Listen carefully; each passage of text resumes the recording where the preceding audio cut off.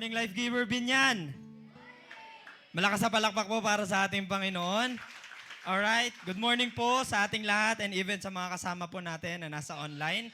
Magandang umaga po sa inyo. Naniwala po ba kayo na kanina pa lang sa praise and worship, kumilos na ang Panginoon sa atin? 'Di ba? Binuksan niya po ng maigi yung chamber ng puso natin. Para ngayong umaga po, pagdating po sa word, ay talagang tatanggapin at kakainin po natin ang salita ng Panginoon. Amen? Amen po ba yun? Yan, syempre, doon din po sa nag-exert ng ating giving ngayong umaga, palakpakan po natin si Lord sa buhay po ni Eva. Ni Estela pala, sorry. Ayan.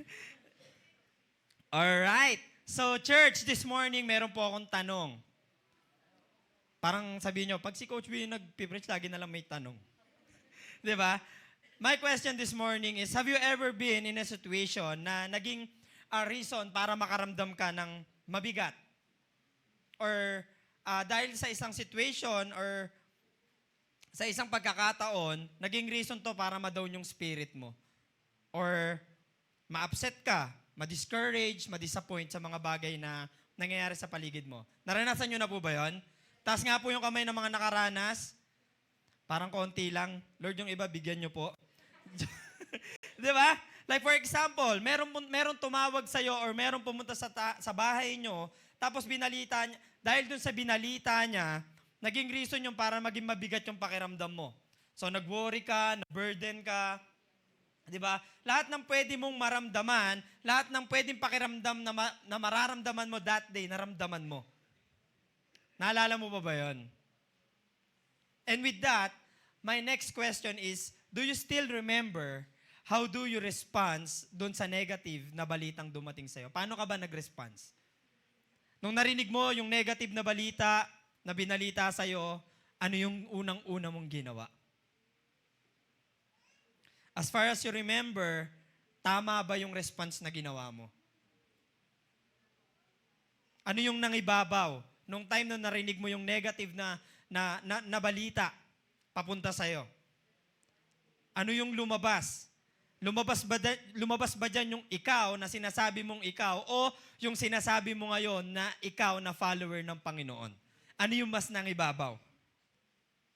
Lagi po nating tatandaan na it is very important for us as a follower of Christ. Lahat po dito ay follower ng Panginoon. Amen? Diba? As a follower of Christ, to respond ng tama, even sa nakakagulat at hindi inaasahang sitwasyon. Dapat tama po yung nagiging response natin. Madali? Hindi po yan madali. Pero dapat tayo po mga Kristiyano, aware tayo na unang-una, kapag merong mga bagay na nangyayari sa atin at mga bagay, hindi magagandang bagay na nararanasan natin, dapat unang iniisip natin, ano ba yung tamang response ko base sa gusto ng Lord na maging response ko dun sa situation. Tama po ba yon? Alright? We all know na maraming character sa Bible, mga lalaki at babae po, and how their response, base po sa response na gusto ng Lord na gawin nila. And this morning, we are going to talk about the prayer of Nehemiah. Palakpakan po natin ang Panginoon. Diba? Baka mamaya, oy coach, prayer na naman. Ay topic na yan ng series I want you to know na marami pong ituturo ang Panginoon sa atin ngayong umaga. Diba? The prayer of Nehemiah and how his situation, kung paano ang sitwasyon ni Nehemiah ay nagdala sa kanya para lumapit sa Panginoon at manalangin sa Panginoon with a humble heart. With humility. Diba? Ngayong umaga, matututunan din po natin sa buhay ni Nehemiah and how the humble prayer of this man moved the hands of God at kung paanong sinamahan siya na matinding pabor ng Diyos dahil sa kanyang pananalangin ng merong pagpapakumbaba. Amen? Ready na po ba kayo? Alright, our topic this morning is Nehemiah's prayer. Humility in prayer. Sige, tayo po ay manalangin. Panginoon, na dakila sa lahat, may lalang ng langit at lupa, pinapanalangin po namin ngayong umaga, Lord God, na samahan mo po kami sa salita mo, sa gawain po namin ngayong gabi. Panalangin po namin, Panginoon, na ang salita mo ay magdala ng pagbabago sa puso at sa buhay ng bawat isa. Lord, Holy Spirit, you are free to move in this place. Mangusap ka po, kumilos ka po, Panginoon. Lahat kami ay daanan mo sa mga nandito on-site. Even sa mga kasama po namin na nasa online, Panginoon, you are free to move. Lord God, baguhin mo po ang buhay ng bawat isa. And Lord, ako po, Panginoon, na yung lingkod ay itago mo po sa likuran ng iyong krus. Hayaan mo po, Panginoon, na lahat ng salitang lalabas sa aking bibig ay sa iyo lamang po manggagaling. Maraming salamat, Panginoon. Ito po ang aming dalangin sa pangalan ni Jesus. Amen and amen. Alright, readings from Nehemiah chapter 1, verse 5 to 7. Ayan, sabi po dito, then I said, Lord, the God of heaven, the great and awesome God, who keeps His covenant of love with those who love Him and keep His commandments. Sige, next po. Let your ear be attentive and your eyes open to hear the prayer of your servant, is praying before you day and night for your servants, the people of Israel. I confess the sins we Israelites, including myself and my father's family, have committed against you. Next, we have acted wickedly, very wickedly toward you. We have not obeyed the commands, decrees, and laws you have gave your servant Moses. So alright, so bago po tayo tumuloy sa topic, kilalanin po muna natin si Nehemiah.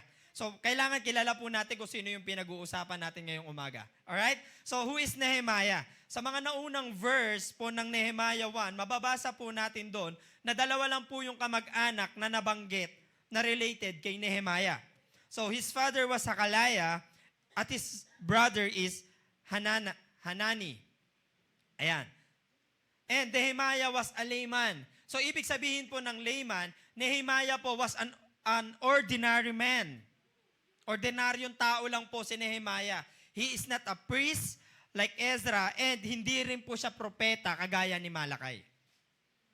So at itong si Nehemiah ay isang server o cupbearer po siya ng isang Persian king nung time nila na si Artaxerxes. Ayan. Hindi ko po alam kung tama yung pag-pronounce ko, pero yan po, si Artaxerxes.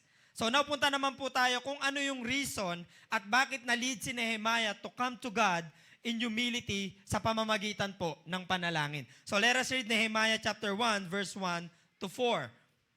Sabi po dito, the words of Nehemiah, son of Hakaliah, in the month of Kislev, in the 20th year, while I was at the citadel of Susa. Hanani, one of my brothers, came from Judah with some other men, and I questioned them about the Jewish remnant that had survived the exile and also about Jerusalem. They said to me, those who survived the exile and are back in the province are in great trouble and disgrace. The wall of Jerusalem is broken down and its gates have been burned with fire. Next po, when I heard these things, I sat down and wept. For some days I mourned and fasted and prayed before the God of heaven. Ayan. So okay na po. So in verses 2 to 4, si Nehemiah po ay sobrang concerned. Mababasa po natin doon that Nehemiah ay sobrang concerned doon sa bansang Jerusalem. Bakit po? Because Jerusalem is Judah's holy city. As Judah's capital city, it also represented as Jewish identity. Bakit po? Because we all know that this city, Jerusalem po, ay pinagpala ng Panginoon by what? Diba? By living, yung presensya po ng Lord ay naninirahan sa templo kung saan, nasan po? Sa bansang Jerusalem po. Amen? So mahal na mahal po ni Nehemiah yung bansang Jerusalem. No, mahal na mahal po ni Nehemiah yung kanyang homeland. Diba? Kahit hindi po siya dito lumaki at madalas or buong buhay po ni Nehemiah, ginugol niya po yung buhay niya sa Babylon. Gusto niyang bumalik sa kanilang bansa para ano? Para makasama yung mga kapwa niya, Hudyo. At para maibalik ang pride ng bansang Jerusalem na nagiba at nawasak. Diba? Nawalan po para mawala ang kahihiyan ng bansang Jerusalem. Because of Jerusalem's broken walls. Diba? Nehemiah's goal is also to bring glory to God and restore the reality and power of God's presence among His people. So yun po yung pinakagusto ni Nehemiah, kaya niya gustong bumalik sa bansang Jerusalem kasi gusto niyang ma-restore para mawala yung kahihiyan na dulot na pagkawasak ng wall sa Jerusalem. At the same time, sa pagbalik niya doon, ang gusto po ni Nehemiah ay maibalik, makita ng mga tao doon na sinasamahan pa rin sila ng Panginoon. Amen? Amen po ba yun? Di ba? In verse 4, sabi po dito, this is one of the crucial part, dahil sinabi ko po kanina, binalita ng kapatid niya yung nangyari sa kanyang bansa. Tama po? Di ba? Nehemiah broke down and wept. Broke down and wept. Nung nalaman niya na hindi pa rin na itatayo at nabubuo yung nasirang pader ng Jerusalem. So bakit po ba nalungkot at na-upset si Nehemiah that time? So para po sa kaalaman ng lahat, alam po na, binanggit ko po kanina na mahal niya, gusto niya makasama yung mga kapwa niya Hudyo, di ba? Gusto niya pong bumalik sa kanyang bansa. Ano po ba yung nire-represent ng wall? Ano ba yung nire-representa ng wall? Yung wall o pader po, sa panahon natin, maaaring ito po ay maliit lang. O simple lang na pundasyon ng mga bahay, ng mga buildings. Tama po? Pero sa kanila po, that time, gusto ko po malaman nyo, na yung wall na simple po sa atin, sa kanila po, it is their defense and pride. And also symbolize strength and peace. Yan po yung nire-representa nung wall ng Jerusalem that time. So Nehemiah was deeply grieved about the condition of Jerusalem. Sobrang nalungkot, na down, na upset, na discouraged si Nehemiah nung nalaman niya yung balita galing sa kapatid niya na ganito pa rin yung sitwasyon nung pinakamamahal niyang bansa. Di ba? Kahit sobrang bigat at hindi magandang sitwasyon, ano po ang ginawa ni Nehemiah? Instead, yung sitwasyon ni Nehemiah ang lalong nagtulak sa kanya to come to God with a humble heart. Ikaw, kamusta ka, kapatid? Yung mga negative situation ba ng buhay mo, yung mga pinagdadaanan mo ba na hindi magaganda, yan din ba yung nagtutulak sa'yo para mapalapit ka sa Panginoon? Yan din ba yung mga nagiging reason? Di ba, para lalo mong kilalanin at mahalin ng Panginoon? O yung mga negative situation mo, yung mga current negative situation mo ang nagiging reason para tumalikod at umayaw ka sa Panginoon? Parang wala ako sa life giver bin yan. Di ba? Kasi gusto ko pong malaman nyo, nakita yan kung ano ang una mong gagawin at magiging response mo kapag merong hindi magagandang bagay na nangyayari sa paligid mo. Si Nehemiah, napaupo, umiyak, nag-pray, lumapit kay Lord. Gusto ko malaman nyo, mga kapatid, minsan okay lang talaga mapaupo ka sa pagod, di ba? Mapaiyak ka sa mga nangyayari sa'yo, pero wag mo sanang hayaan na mawala dyan yung pananalangin mo. Napagod ka na nga umiyak ka na nga tapos ayaw mo pa mag-pray. Tama? Kasi may paglaya sa paglapit sa pamamagitan ng pananalangin. Marami kang bagay na gusto mong makawala sa mga bagay na to. Gusto mong makawala sa mga negatibong bagay na nangyayari sa'yo. Tama? Gusto mo makawala dun sa current situation mo na nagiging reason para ma-discourage ka. Pero hindi ka naman nananalangin. Hindi ka naman lumalapit sa Panginoon. Tapos gusto mo ng sagot? Tama ba yon? Kung pagod ka at hirap ka, anong kailangan mong gawin? Lumapit ka sa Panginoon, manalangin ka, kausapin mo siya, at for sure, papakinggan ka ng Panginoon. Anong ginawa ni Nehemiah? He prayed. Sabihin mo nga sa katabi mo, I will pray. Nehemiah prayed to God with humility. Tanong niyo po sa akin kung bakit. Kasi alam ni Nehemiah at malinaw sa kanya na hindi niya malilid ang ng tama yung kababayan niya kung hindi siya mananalangin. Kung merong pinapagawa sa'yo si Lord, hindi mo maiintindihan at hindi mo malalaman yung eksaktong pinapagawa ng Lord sa'yo kung hindi ka nananalangin. Kung gusto mong malaman ng mas malinaw, kung gusto mong maintindihan ng mas malinaw, dapat you must be a man and woman of prayer. Dapat, alam niyo yun, di ba sa Bible po, kapag paulit-ulit daw, or even sa atin, kapag pinapaulit-ulit, ibig sabihin, mahalaga at importante. So, nung tinapik to, nung series natin, you are not too busy not to pray, tapos nandito na naman tayo, importante ba ang pananalangin? Sobrang importante ng pananalangin, mga kapatid. Lalo na po sa ating mga anak ng Diyos. Di ba? Kung sobrang laki na para sa'yo ng vision at mission at alam mo na si Lord lang yung makaka-accomplish nito, mas lalong kailangan mong manalangin. Di ba? Pag nakikita mo na yung vision, yung mission malaki, at hindi mo siya makontain, ano kailangan mong gawin? Kailangan lumapit ka dun sa nagbigay ng vision at ng mission. Di ba? Lapitan mo yung nagbigay sa'yo, hindi yun sa kung kani-kanino ka lumalapit. Di ba? Dapat ngayon pa lang sinisimulan mo ng manalangin. Hindi magmuni-muni. Tama po? Nehemiah prayed for 4 months, 4 na buwan ang ginugol po ni Nehemiah para manalangin bago siya kumilos. Ganun dapat. Pray muna. Antay muna ng leading ng Lord bago kumilos. Ulitin ko, mga kapatid, ganun po pala dapat. Pray muna, antay muna ng leading ng Lord bago kumilos. Hindi kilos muna bago mananalangin. Tapos kapag nag-fail, kasalanan ni Lord. Life giver din yan. Amen po ba yan? Diba, kapag nag-fail, tatanungin mo si Lord, Lord, bakit hindi mo ako sinamahan? Ang totoo, simula pa lang nung plano mo, pinaplano mo na ikaw yung manguna dun sa plano mo. Tama po ba yun?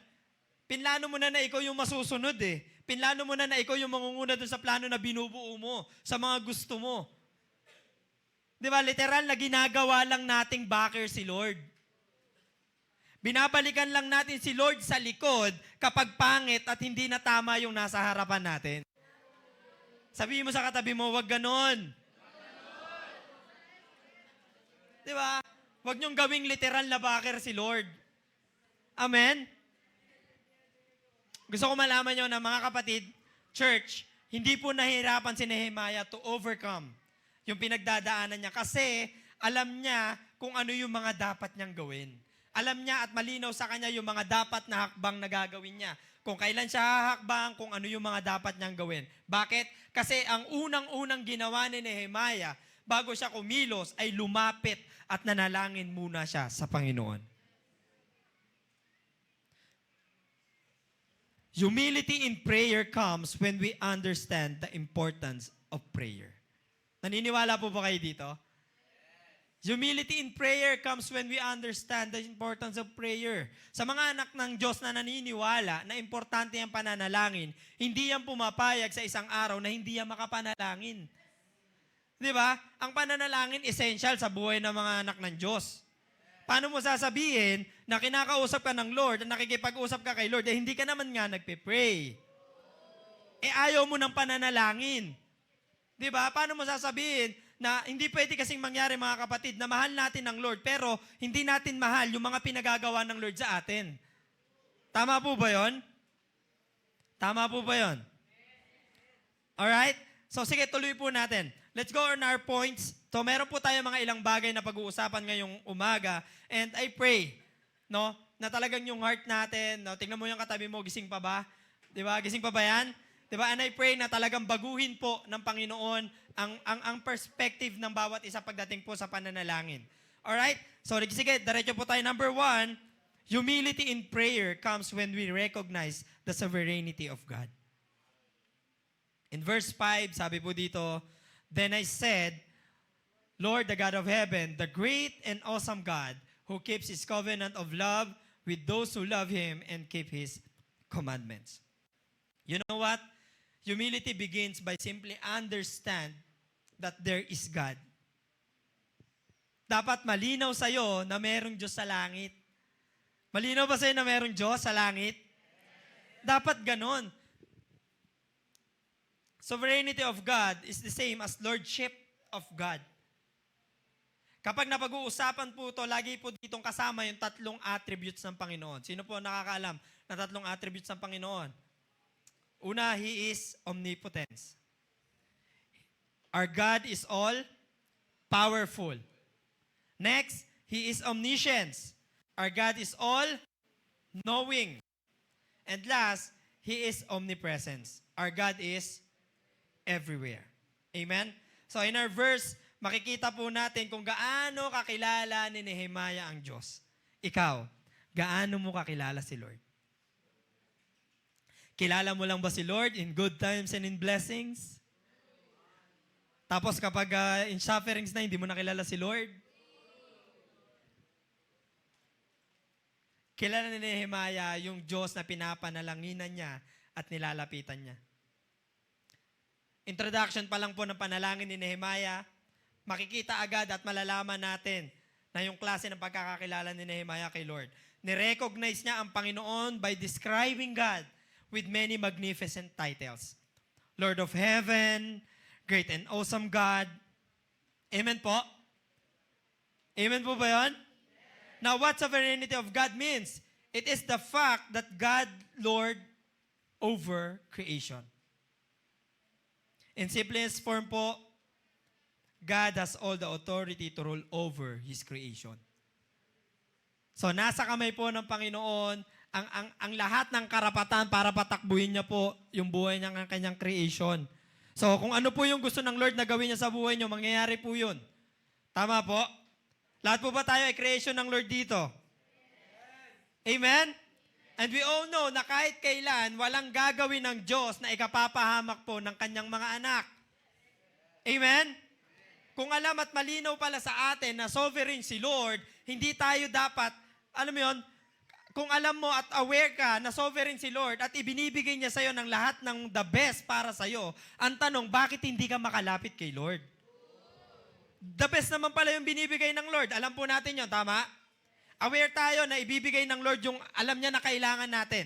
Tama po? Ang tanong, bakit mas inuuna po nating lapitan yung kung sino-sino kaysa sa Panginoon? O baka ayaw natin lumapit kasi ayaw natin na maturuan tayo ni Lord? Tama po? Dapat habang nakikita at na-experience natin yung sovereignty of God sa buhay natin, the more tayong nililid nito ng palapit sa Kanya. Diba? The more tayong nililid nito para magkaroon ng humbleness at pagpapakumbaba. Kasi nakikita mo kung gaano kalaki yung Diyos na pinaglilingkuran mo. Tama po? Diba? The more na nakikita mo kung gaano ka-holy ang Panginoon, the more na nakikita mo kung gaano ka-great ang Panginoon, dapat ito yung nagtutulak sa'yo para ibaba mo yung sarili mo. Kasi alam mo na hindi mo deserve yung mga bagay na nararanasan mo, pero ibinibigay sa'yo ng Lord kahit hindi mo hinihingi. Amen? Hindi natin maiintindihan ang sovereignty ng Panginoon. Diba? Kung lahat ng ginagawa ng Diyos sa atin, kung lahat ng ginagawa ng Diyos sa buhay mo ay negative yung kuha mo. Tama? Meron mga tao na inalis sa iyo ang Lord, negative ang kuha mo, pero alam ng Lord na yung mga tao na yun na hindi makakatulong sa growth mo. Pero nagagalit ka kay Lord, Lord, ba't inalis mo to? Alam nga ni Lord na hindi yan makakatulong sa iyo. Di ba? Magaganda yung ginagawa ng Lord, pero dahil hindi natin naiintindihan yung sovereignty ng Panginoon sa buhay natin, lagi talagang negative yung take natin doon sa mga bagay na yun. Amen po ba yun? Sovereignty of God also means na kahit anong gustong mangyari ni Lord sa anak niya, kahit sino pa at ano pa yung pumigil, mangyayari at mangyayari po ito. Malinaw po ba yun? Kaya nga, instead of focusing sa mga problema at kung paano mo to susolusyonan na sarili mong kaalaman, na sarili mong diskarte, why not this time, come to God in prayer. Lumapit ka naman sa Panginoon ng merong matinding pananalangin at merong matinding pagpapakumbaba before God. Amen? Palakpakan po natin ang Panginoon. Recognize His sovereignty over your problems and hardship and challenges. Point number 2, humility in prayer comes when we have complete dependence to God. Verse 6a, sabi po dito, let your ear be attentive and your eyes open to hear the prayer of your servant is praying before you day and night for your servants, the people of Israel. So ang humility din po pala mga kapatid, ay kapag malinaw sa'yo na kailangan mo talagang dumepende sa Diyos sa kahit anong pinagdadaanan mo. Malinaw sa'yo eh. Tama po? Nehemiah show his desperation. Pinakita niya yung pagiging desperado niya para makuha yung atensyon ng Panginoon. Ulitin ko po, pinakita ni Nehemiah yung tinding desperation niya para makuha ang atensyon ng Panginoon. Dapat ganun po pala tayong mga Kristiyano. Huwag po tayong titigil hanggat di natin nakukuha yung atensyon ng Panginoon. Tama po? Alisin na po natin yung kapipikit lang natin, gusto na natin dumilat. Alisin na po natin yung klase ng pananalangin na kapipikit mo lang, nakatingin ka na sa orasan mo. Feeling mo, 5 minuto ka na. Hello? Di ba? Sabi po dito, let your ear be attentive and your eyes open to hear the prayer of your servant. Ang ganda po ng panalangin ni Nehemiah. Grabe po yung pagdepende ni Nehemiah. Grabe yung humility. Sabi mo nga, grabe. Amen? Grabe yung humility ni Nehemiah because he knew, alam ni Nehemiah, na si Lord lang ang makakatulong sa kanya. Ang tanong mga kapatid, alam mo ba na si Lord lang ang makakatulong sa'yo? Eh bakit hindi ka nananalangin?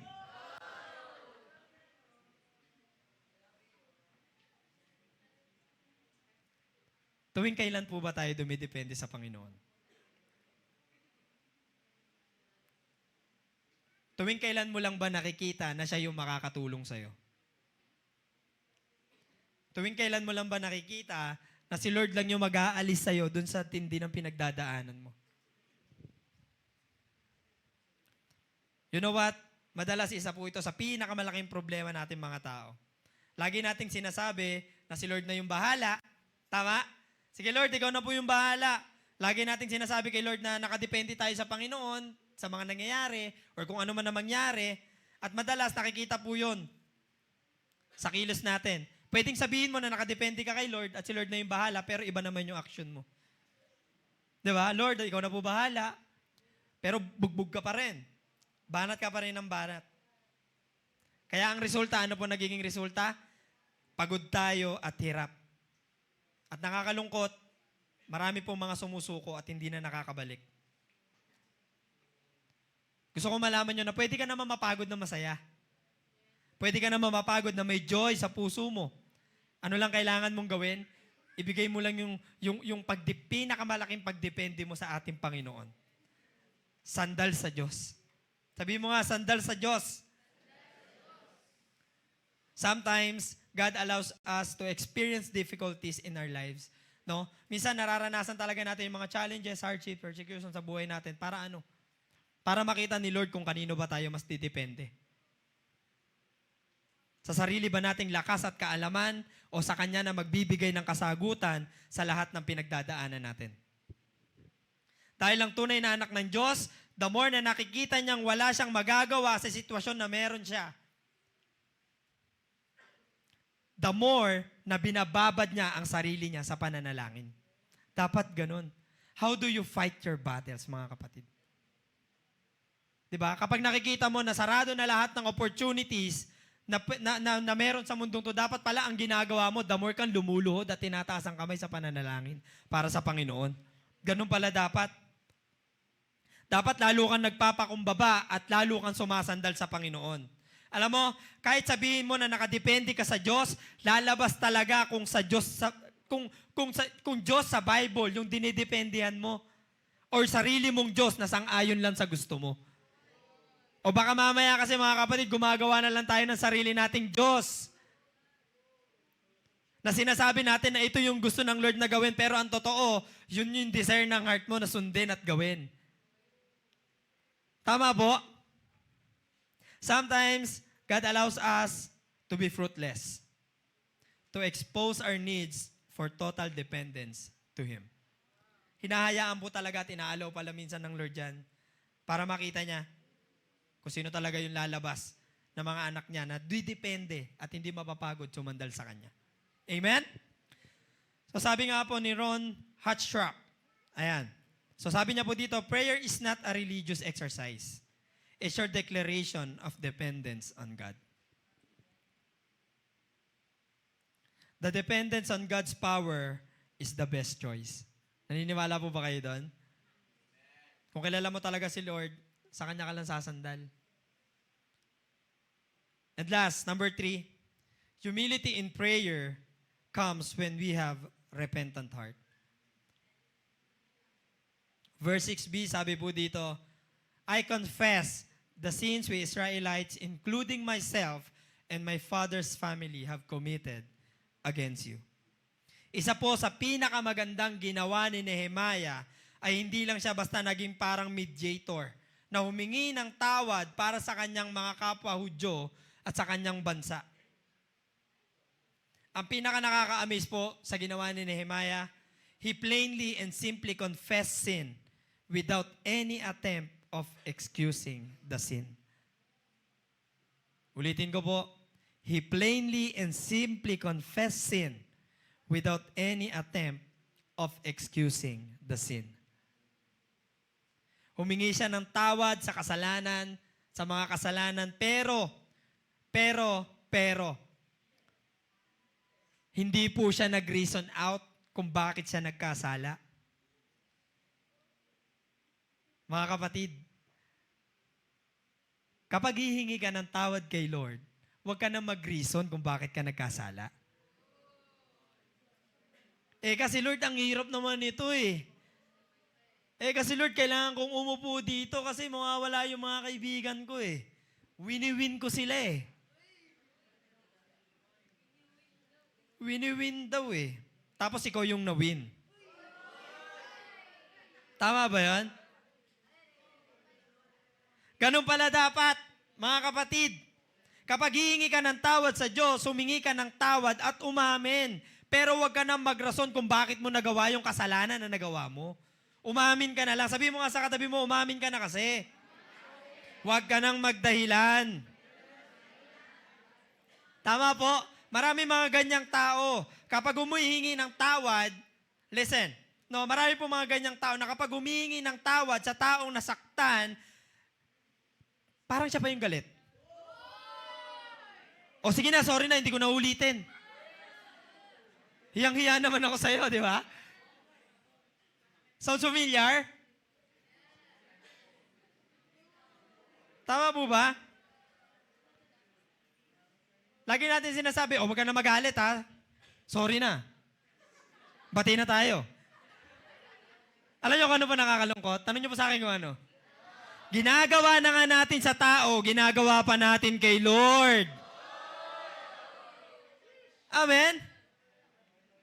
Parang pag humingi ka ng tawad kay Lord, parang utang na loob pa ni Lord na humingi ka ng tawad sa kasalanan na gawa mo ah. Tama mo ba yun? When we confess our sins to God, always remember to stop justifying our sins. Diba? Huwag ka na mag-excuse. Huwag mo nang ipaglaban. Nagkasala ka, humingi ka na ng tawad. Ang gawin mo, ano? Talagang mag-humble down ka na kay Lord. Nagkasala ka na eh. Amen? God will teach us to be humble and we will experience total forgiveness in open, honest confession without any attempt of excusing ourselves. Diba? Gusto mo makaranas sa forgiveness? Huwag ka na mag-excuse. You know what? Nehemiah was a godly man. Maka-Diyos po ito si Nehemiah. Pero alam nyo, isa sa pinakamagandang ginawa po ni Nehemiah is he openly, passionately identified his father's house sin when he prayed to God. Anong ginawa ni Nehemiah? Nung humingi siya ng tawad at ipinanalangin niya yung household ng father niya, hindi niya po in-exclude yung sarili niya. Kasama siya doon sa inihingi niya ng tawad. Gusto ko malaman mo na kahit kailan hindi mo talaga mapapagaan ng isang bagay unless ikaw mismo ang makaramdam ng bigat nito sa puso mo. Paano ba natin mararamdaman yung bigat kung hindi natin isinasama yung sarili natin sa pinagdadaanan ng family natin? Church, paano mo mararamdaman yung bigat kung ikaw mismo nakasama sa loob ng pamilya mo, nilalabas mo yung sarili mo, ay born again na ako, okay na yun. Hindi mo na sinasama yung pamilya mo. Church, this time, humble yourself down in prayer. Ano kailangan mong gawin? Come to God and be a mediator of your family. Pray for them. Huwag nating inormalize na merong miyembro tayo ng pamilya na hindi nakakakilala kay Lord. Okay na ba kayo doon? Merong hindi nakakakilala kay Lord sa member ng family? Hindi, di ba? So wag natin i-normalize mga kapatid. I-include natin yung sarili natin. Member ka dyan bilong ka dyan sa family na yan, kaya wag mong iiwala yung sarili mo. Kaya ka nilagay ng Lord. Maaaring nauna ka na makakilala sa Panginoon, pero gusto ko malaman mo, dahil dun sa pagkakauna mo, gagamitin ka ng Lord para makakilala yung family mo. Amen? Ang tanong, may ginagawa ka ba para makakilala yung family mo? Ilapit mo sila sa Panginoon. Iiyak mo sila sa Panginoon. Iluhod mo sila sa Panginoon.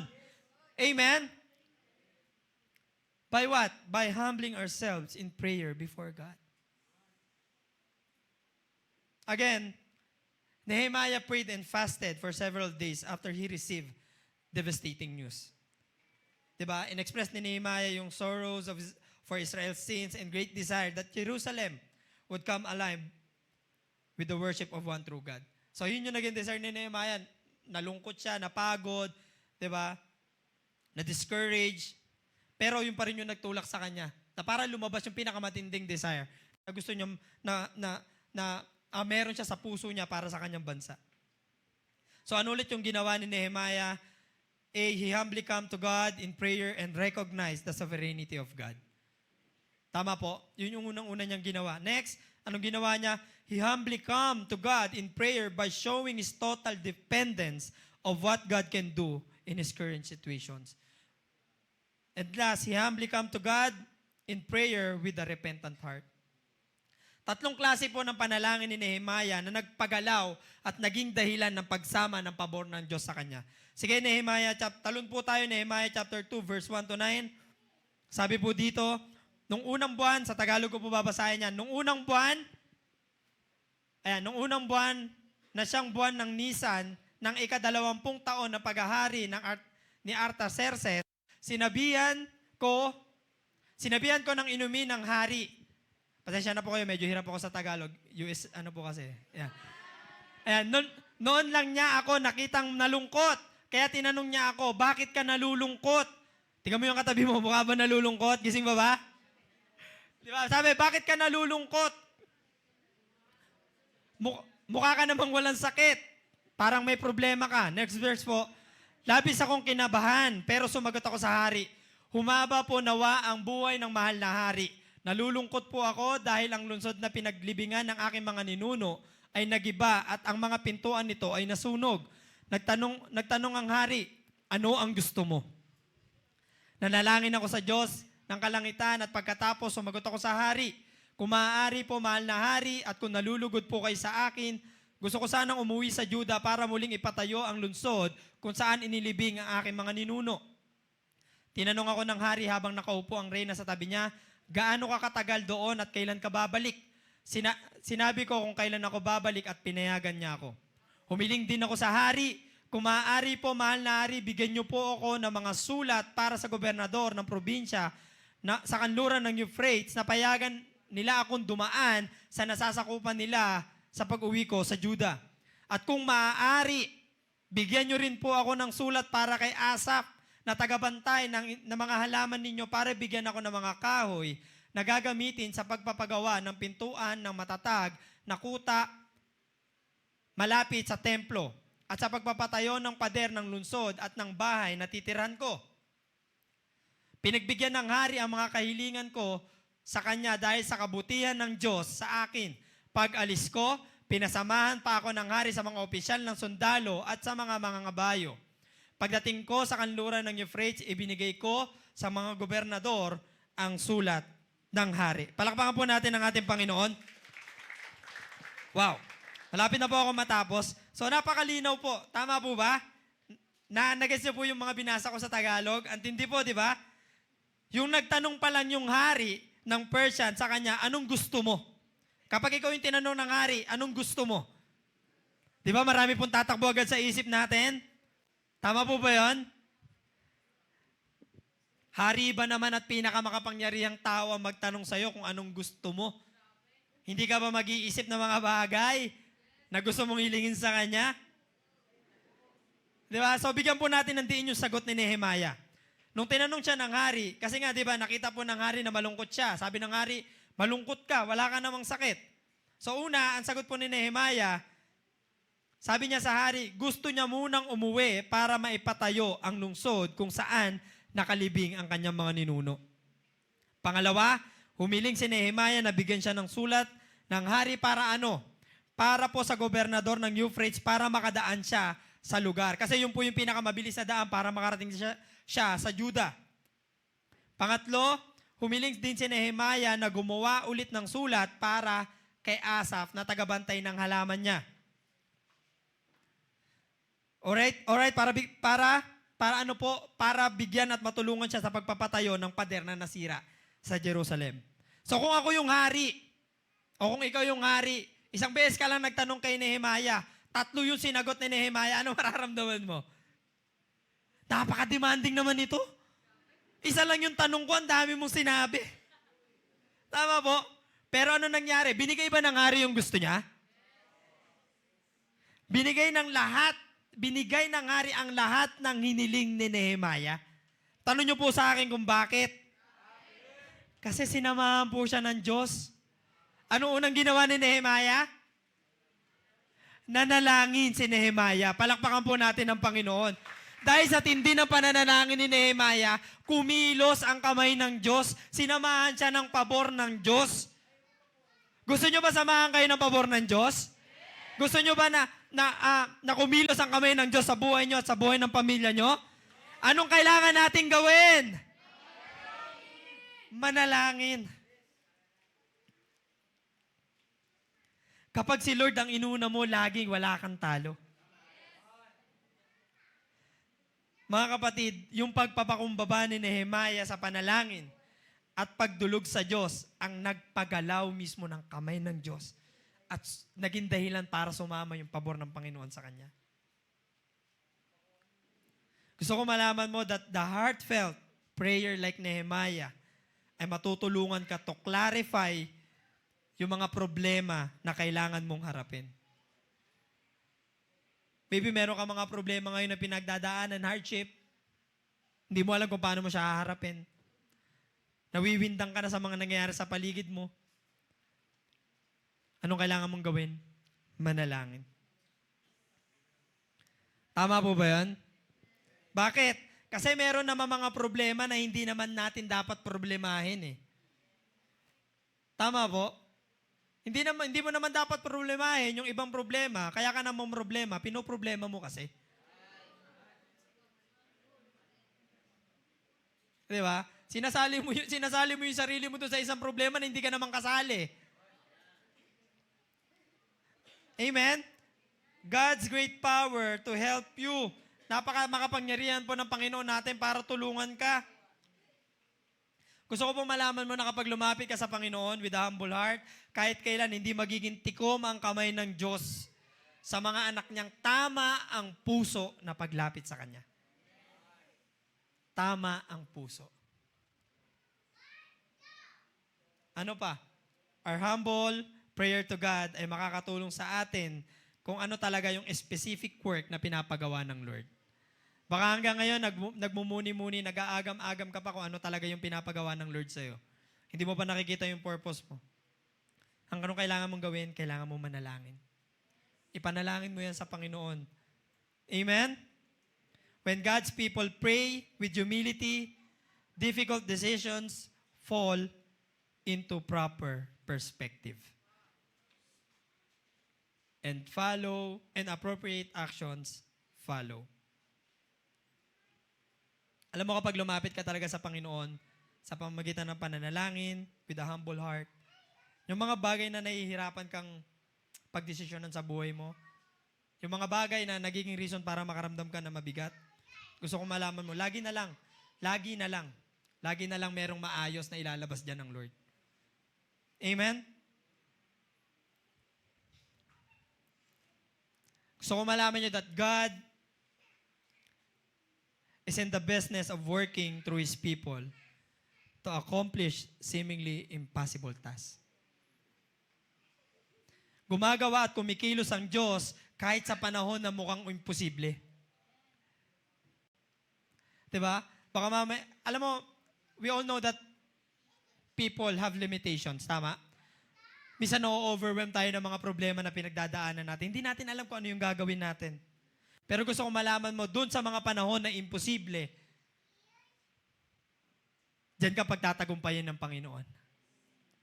Tapos na po ako. May invite everyone to stand up. Tayo po tayong lahat.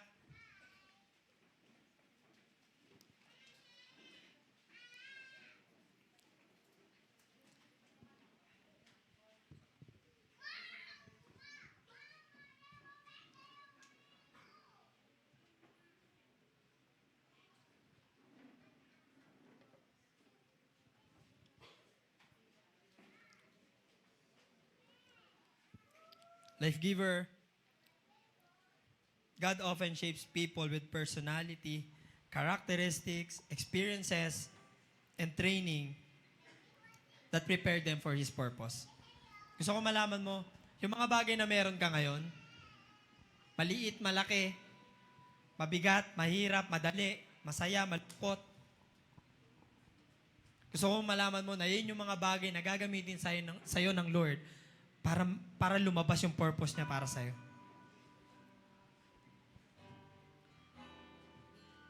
Si Nehemiah, inilagay at pinosisyon siya ng Diyos para mapagdagumpayan ng isang mukhang imposible na bagay sa mata ng tao. Kung titignan natin yung story kanina, babalikan natin, makikita natin na sobrang imposible. Sino ba naman si Nehemiah? He was a layman. He was an ordinary person. Napaka-imposible ng mga bagay na inilapit niya sa hari ng Persia. Pero ano yung nagpagalaw? Ano yung naglabas ng purpose kay Nehemiah? Prayer with a humble heart. I invite everyone to close your eyes. Nehemiah was a common man in a unique position. He was secure and successful as a cupbearer ng hari. Siya din ay isang ordinaryong tao na mayroong malaking concern sa kapalaran ng kapwa niya Hudyo. Specifically ng kanyang bansa. Pero what happened? Nung sinimulan ni Nehemiah na makipag-usap sa Diyos, doon din naglabatan yung mga plano. Doon din naglabasan yung mga aksyon na kailangan niyang gawin ayon sa plano ng Diyos.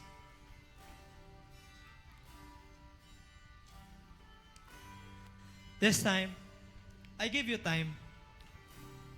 Kausapin mo si Lord. Talk to God. Naguguluhan ka na ba sa mga dapat mong gawin? Nahihirapan ka na ba kung ano yung uunahin mo? Hindi mo ba alam kung kailan mo ihahakbang yung paa mo para sumunod sa Diyos? This time, kausapin mo si Lord.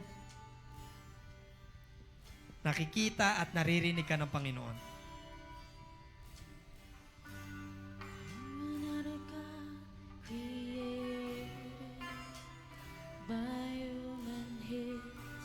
Si Nehemiah, he willingly left security of his home kahit yung trabaho niya. Yung security na meron siya para ano? Para sumunod lang sa Panginoon doon sa mukhang imposibleng bagay. Alam mo, marami talaga mga bagay na imposible na nilalagay sa harapan natin. Pero kung gusto mo talagang magtagumpay, ngayon pa lang kausapin mo na si Lord. Kausapin mo si Lord, come on.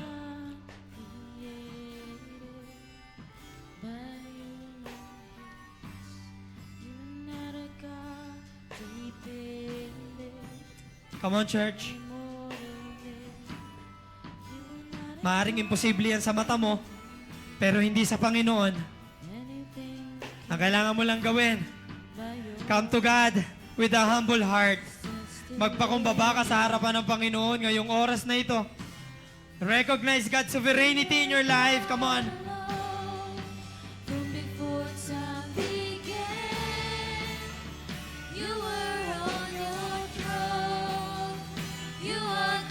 Nakikita mo ba?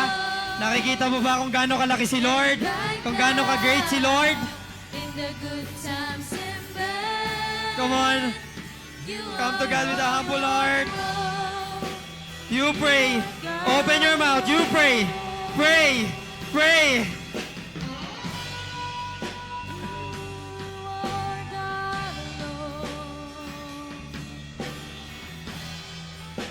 Humility in prayer comes when you have complete dependence to God. This time, pakita mo kay Lord that you are desperate. Lord, I'm desperate. Hindi ko na alam yung gagawin ko. Lord, gusto ko sumandal sa mga plano at sa gusto mo sa buhay ko. Come on. Come on. You show your dependence to God. Come on, lift up your hands to God. Come on. Lord, Lord, we break the spirit of pride right now. Open the heart of these people. Come on. Bubuksan ng Diyos ang puso mo. Aalisin niyo yung pride. Ngayon, makakalapit ka sa Diyos na walang pag-aalinlangan. Come on.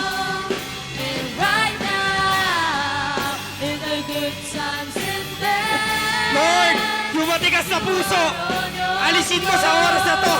Alisin mo sa oras na to, Panginoon. Para ang lahat ng anak mo na nandito ay makalapit sa iyo, Panginoon, with a humble heart.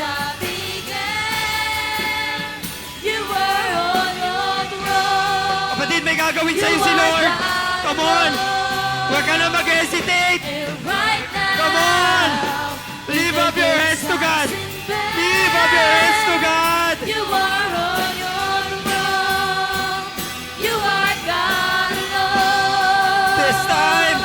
Come on. Unchangeable. Yes, Lord. Unshakable.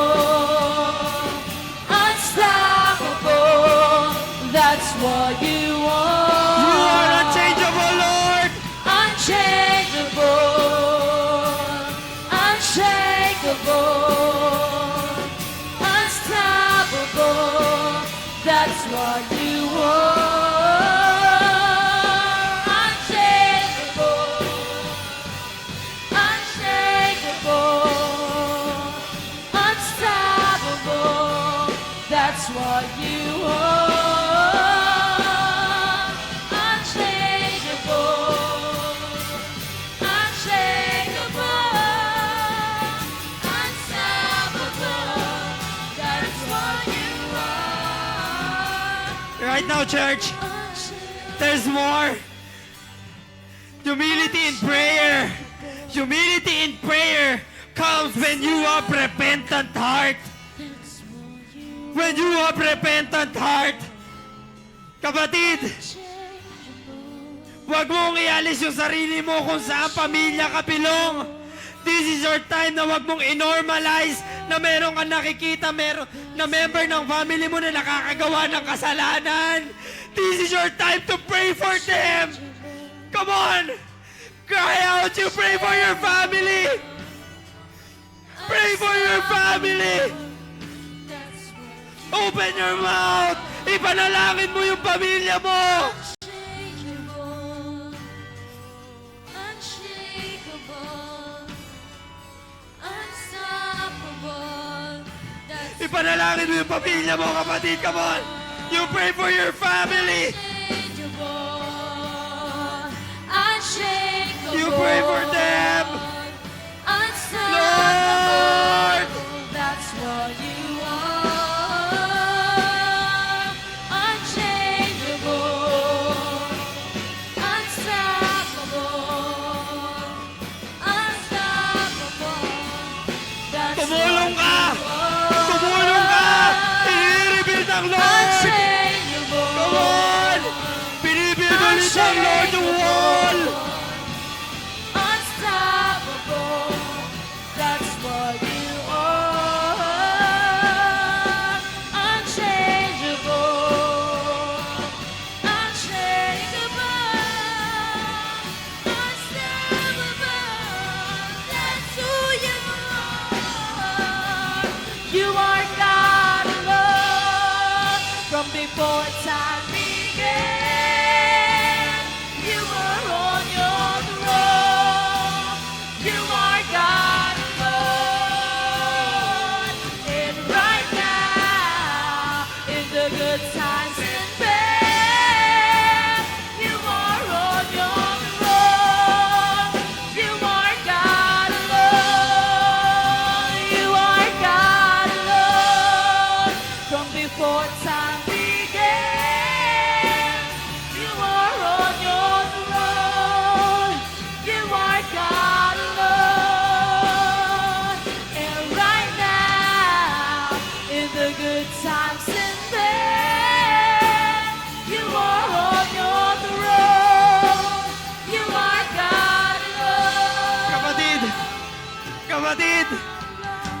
Nagbibuild si Lord ng spiritual wall sa family mo. This is your time na tumulong ka sa pag-build ng wall. You are God. This time na tumulong ka sa pag-build ng wall. And right now, Iiyak mo sila sa Lord. good times and bad, you are on your throne. Hindi pa tapos ang Lord sa iyo at sa family mo. You are God. Tumulong ka. Come on. Spiritual wall. You are Para sa family mo. Huwag ka pumayag. Come on. you right now. In the good times and bad, you are on your throne. Wow. You are God alone, unchangeable, unshakable, unstoppable. That's what you are. Unchangeable, unshakable, unstoppable. That's what you are. Unchangeable, unshakable, unstoppable. Yes, Lord. That's what you are. Kapatid. Maaaring wala kang unique ability na meron si Nehemiah. O baka mamaya nararamdaman mo na wala ka sa posisyon para makagawa ng magandang bagay para sa Panginoon. Pero dalawang importanteng bagay kailangan mong gawin para maging kagamit-gamit ka sa mata ng Panginoon. Una, dapat ikaw yung tao na lagi nakikipag-usap sa Panginoon. Welcome God into your thoughts and share yourself with Him. Yung mga concern mo, yung mga nararamdaman mo, even yung mga pangarap mo. Pangalawa, dapat ikaw yung tao na lumalakad sa buhay na laging kasama ang Panginoon. Lagi mong ipamuhay yung mga natututunan mo galing sa salita ng Panginoon. Gusto kong malaman mo na may gustong ipa-accomplish si Lord na imposibleng mission sa pamamagitan mo. Maaring malaki, imposible sa mata mo, pero sa Diyos walang imposible. And in history, dahil inuna ni Nehemiah si Lord sa buhay niya, and he come to God with a humble heart, na itayo ang wall ng Jerusalem in just 52 days. The wall around Jerusalem was built in record time. Kahit marami mga tao nakokontra sa pagpapatayo ng wall, kapatid, marami mga tao nakokontra at hindi maniniwala sa'yo. Sa mga tinatayo mo sa buhay mo, pero gusto ko malaman mo na kapag itinayo mo at inilaban mo yung mga plano ng Diyos sa buhay mo, walang makakapigil.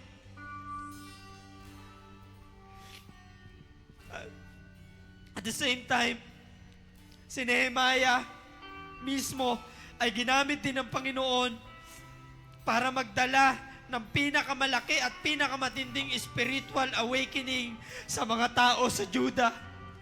Kung gusto mo magamit ng Lord na magkaroon ng spiritual awakening sa family mo, sa mga tao sa paligid mo, sa schools mo, sa workplace mo, magpagamit ka sa Lord.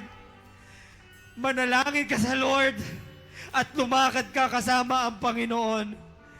And that is the time na gagamitin ka ng Lord powerfully. Make yourself available.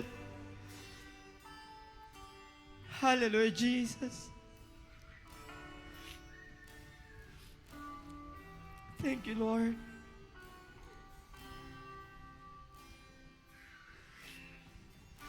Lord,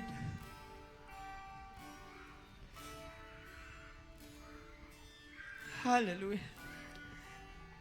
Come on, let us continue to worship God. Let's sing unchangeable, Lord. You are unchangeable. Unchangeable, Come on, you worship God. Unshakable. Acknowledge the sovereignty of God in this place. Holy Spirit, Unstoppable. hindi ka pa tapos. That's what you Hindi pa tapos ang Panginoon. Come on. Unchangeable. You are unchangeable, Lord God. Unshakable. You are unshakable. Unstoppable. That's what you are. Unchangeable. Unshakable. Unstoppable. That's what you are. That's what you are, Lord. That's what you are. Unchangeable. Unshakable. Unstoppable. That's what you are. Unchangeable. Unshakable. Unshakable. Unstoppable. That's what you are. 'Cause you are God alone. From before time began. Come on, you worship God. You worship God. Let's go, church. Let us worship You God. are God alone. And right now, in the good times and bad, you are on your throne. You are God alone. Yes, God. Lord. Lord, thank you.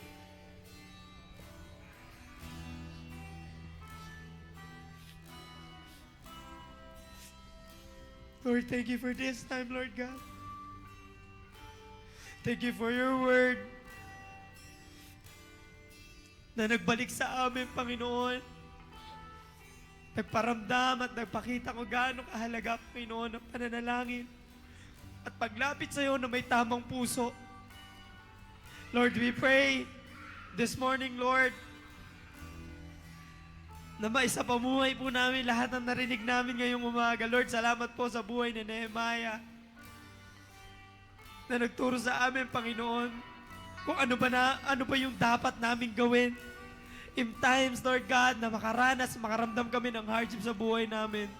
Thank you for reminding us na dapat ang lagi naming inuuna, ikaw. Thank you for reminding us na dapat in times of hardship, ang lagi naming inuuna at dapat naming gawin ay manalangin at lumapit sa iyo. Maraming salamat, Panginoon, sa mga anak mo na nandito, Lord God, na hindi inalis ang sarili nila, Panginoon, at isinama ang kanilang mga sarili sa pagbubuo ng spiritual walls. Thank you, Father. And we pray, Lord God, this morning, sa buong week, Panginoon, alam namin, Lord God, na patuloy namin itong yayakapin. Nawa, Panginoon, magrema talaga sa puso at sa isip namin, Panginoon, ang salita mo ngayong umaga.